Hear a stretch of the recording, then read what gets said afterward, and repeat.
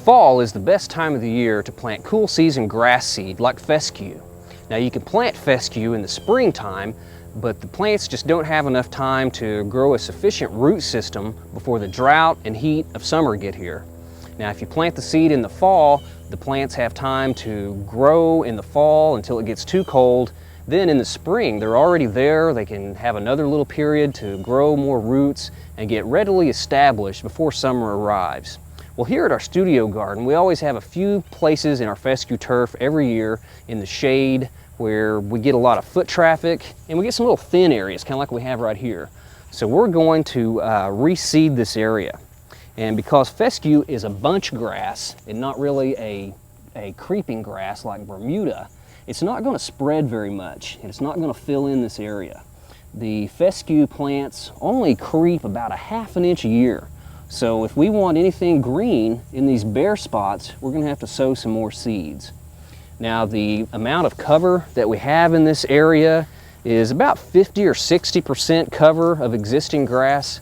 If we had 40% or less, it would be a good idea to spray this, kill it completely, and just start all over. Because if we just left a few bits of grass, it could look clumpy. Well, the first thing I'm going to do is take this sharp-pronged cultivator and just work up these bare spots. And I'm going to try to work down to a depth of about 2 inches, just to loosen that soil and provide a good place for the roots of the turf grass plants so they can penetrate easier into the soil. If you're establishing a new lawn, you might want to rent a hefty tiller and till the entire area. And if you live in a place where you have a lot of clay soil, where maybe you've just built a new house and it looks like all your topsoil has been scraped away and you're left with that sticky, heavy clay soil, it's a good idea to come in with some compost and spread that over the entire area about 4 to 6 inches deep, and then till that in as well. If you're going to put in an irrigation system, you would want to do that before you begin any of this work. So that lets us know that you're going to have to design out your landscape before you begin this, because you're going to have to distinguish which areas you want as turf and which areas you want as flower beds or shrub beds. Well, the next step we're going to do is apply some starter fertilizer. And I've got some right here. This is a 19-19-19 blend. And we're just going to put this down at a rate of about 1 to 2 pounds of actual nitrogen per 1,000 square feet. And again, if you're doing this on a newly established, if you're establishing a new lawn, you'd want to get some sort of broadcast spreader and spread this out. And also it's a good idea to take a soil test about 2 months before you begin. Well, the fertilizer then needs to be raked in to the soil, just incorporate it a little bit so it's not right there with the grass seed when we put it down.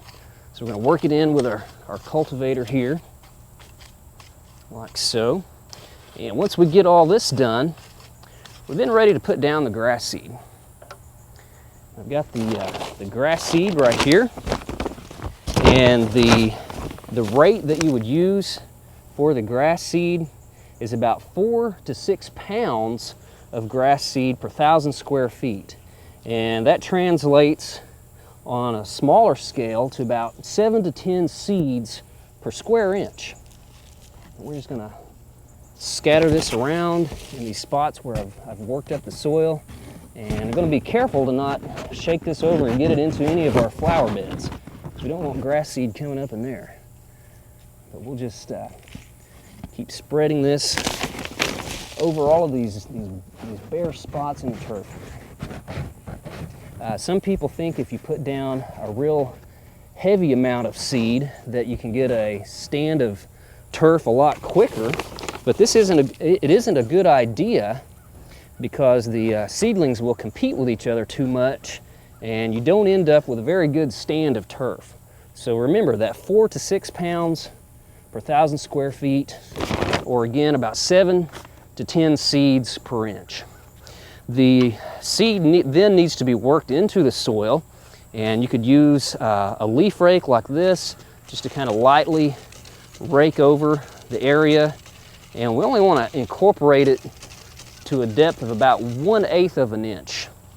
One thing I like to do is to take some fine compost and just spread this over the top of these newly seeded areas. And again, only to about a depth of 1/8 of an inch. If you have compost that is real twiggy or has a lot of large particles in it, you could fashion some sort of screen or sift your compost with a piece of chicken wire. A piece of hardware cloth would also work well. But this helps give good seed to soil contact and also will provide a little bit of nutrients for the grass seed as well. But once you have this all completed, the next step we need to do to further ensure that we get good seed to soil contact is to tamp the area. Now you could get a roller and roll back and forth over the area. I know some people that take their riding lawnmower and ride back and forth over a seeded area with the blades turned off, of course, to help tamp the area. But on these small areas, all we need to do is just come in with our feet and just kind of tamp the soil and get that good seed to soil contact so it will imbibe the water and start the germination process. But just tamp that really good with your feet. That'll work really well. Well, once that step is completed, we then need to keep this area moist, and a good general rule is to thoroughly water these newly seeded areas every day for about 3 weeks. And once the turf grass is better established, you can practice less frequent, deeper waterings. Well, there's a type of fescue that is sold a lot at home stores and feed stores called Kentucky 31. And this makes an okay lawn, but there are a lot more varieties that don't have the wider blades and coarse look that the Kentucky 31 has. Our turf program here at OSU has been trialing different varieties of fescue for the last 30 years, and as it turns out, there's over 100 varieties that are suitable for nice turf here in Oklahoma. There's actually little difference between the top 50 or 60.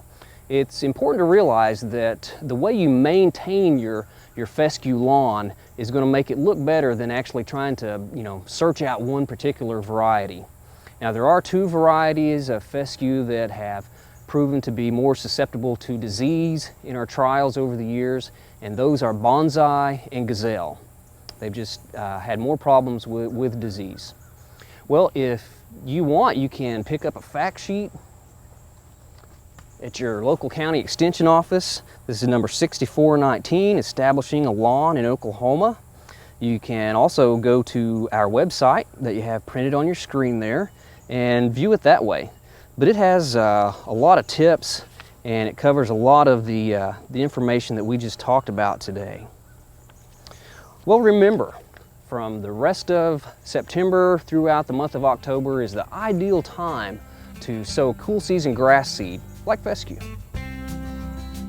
We hope you enjoyed this video. It's part of our OK Gardening Classics YouTube channel. You can also find more recent videos on our Oklahoma Gardening YouTube channel. And join us on social media for great gardening tips, photos, and discussion.